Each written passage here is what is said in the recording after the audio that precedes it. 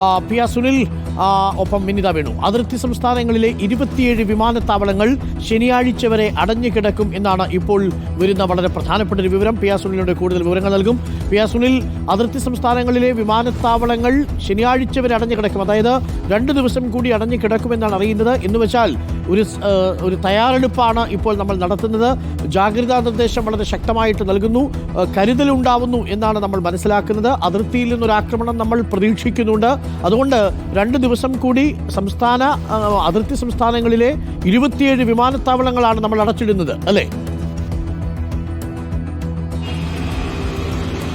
അരുണ, തീർച്ചയായും വടക്കുകിഴക്കൻ സംസ്ഥാനങ്ങളിലെയും ജമ്മു കാശ്മീർ അതുപോലെ തന്നെ പഞ്ചാബ് ഉൾപ്പെടെയുള്ള മേഖലകളിലെയും ഒക്കെ തന്നെ മറ്റ് അതിർത്തി സംസ്ഥാനങ്ങളിലെ എല്ലാ വിമാനത്താവളങ്ങളും ഏതാണ്ട് വരുന്ന ശനിയാഴ്ച വരെ അടച്ചിടുകയാണ്. ഏതായാലും ഈ ഒരു നടപടി തുടരുന്നത് തീർച്ചയായും പാകിസ്ഥാന്റെ ഭാഗത്തുനിന്ന് എന്തെങ്കിലും ഒരു പ്രകോപനം ഉണ്ടാകാനുള്ള ഒരു സാധ്യത കൂടി മുന്നിൽ കണ്ടാണ്. മാത്രമല്ല, സൈനികർ ഏതാണ്ട് ഈ വിമാനത്താവളങ്ങളുടെ എയർ സ്പേസുകളെല്ലാം ഏറ്റെടുത്തിരിക്കുന്ന ഒരു സാഹചര്യമാണ്. യുദ്ധവിമാനങ്ങളെല്ലാം തന്നെ ഈ വിമാനത്താവളങ്ങളുടെ എയർ സ്പേസിൽ തയ്യാറായി നിൽക്കുന്ന ഒരു സാഹചര്യമാണ്. അതുകൊണ്ട് തന്നെ തൽക്കാലം ശനിയാഴ്ച വരെ ഈ ഒരു നിരോധനം തുടരാനാണ്, ഈ വിമാനത്താവളങ്ങൾ അടച്ചിടാനുള്ള നടപടി തുടരാൻ തന്നെയാണ് ഏതായാലും ഇപ്പോൾ കേന്ദ്ര സർക്കാരിന്റെ തീരുമാനം.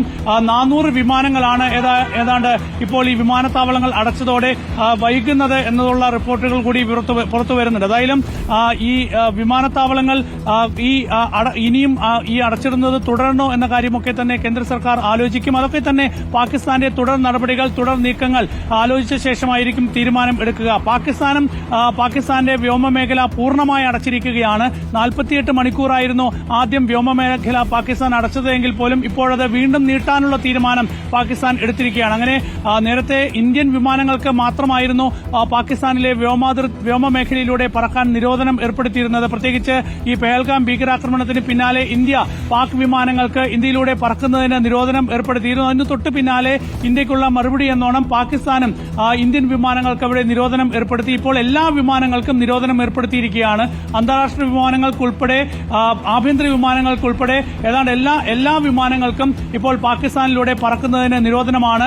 ഏതാണ്ട് സൈന്യം പാകിസ്ഥാനിലെയും വിമാനത്താവളങ്ങളുടെ നിയന്ത്രണം ഏറ്റെടുത്ത ഒരു സാഹചര്യം തന്നെയാണ്. സൈനിക വിമാനങ്ങൾക്ക് മാത്രമാണ് ഇപ്പോൾ പറക്കാനുള്ള അനുമതിയുള്ളത്. ഏതാണ്ട് അതേ നിലയിൽ തന്നെ ഇന്ത്യയുടെ വടക്കുകിഴക്കൻ സംസ്ഥാനങ്ങളിലെയും വടക്കൻ സംസ്ഥാനങ്ങളിലെയും അതിർത്തി സംസ്ഥാനങ്ങളിലെയും സാഹചര്യങ്ങൾ മാറിയിരിക്കുകയാണ്. 27 വിമാനങ്ങൾ അടച്ചിടുന്നത് വരുന്ന ശനിയാഴ്ച വരെ തുടരാനാണ് ഏതായാലും ഇപ്പോഴത്തെ തീരുമാനം വന്നിരിക്കുന്നത്. ഓക്കെ, ഞാൻ പി എസ് ഒന്നിലേക്ക് വരാം. ഇപ്പോൾ വിനിത വേണു കൂടി മറ്റൊരു വളരെ പ്രധാനപ്പെട്ട വാർത്തയുമായിട്ടുണ്ട്. വ്യാജ അക്കൗണ്ടുകൾ വഴി ദൃശ്യങ്ങൾ പ്രചരിപ്പിക്കുന്നവരെ നിരീക്ഷിക്കുകയാണ് ഇന്ത്യ.